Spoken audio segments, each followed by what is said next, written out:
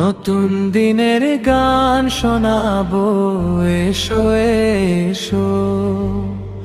ন্যায় ইনসাফ আর সাম্য মৈত্রী আনবো, এসো। কৃষক শ্রমিক সবাই ভাই বলে ডাকছে আম্মদ। এই শোয়েব ভাইটা আসলে কে?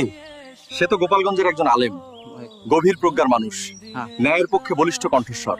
ভবানীপুর মাদ্রাসার ভাইস প্রিন্সিপালও তিনি। এবার আলেম ও দিনদার সমাজ চায় তিনি যেন সংসদ সদস্য হন, ইনসাফ, ইসলাম আর জাতির স্বার্থে।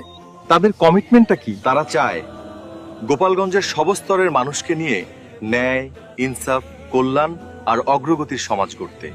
তাদের পরিবারে প্রায় 40 জন আলেম কাতারের মতো দেশে ইমামতি করেন।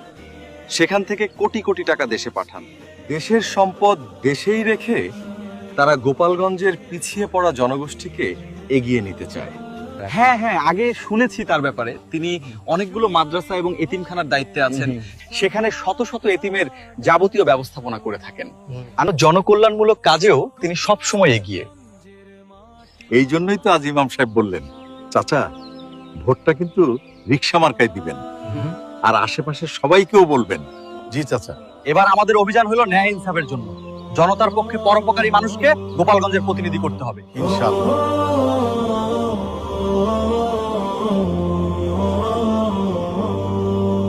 নতুন দিনের গান শোনাবো, এসো এসো। ন্যায় ইনসাফ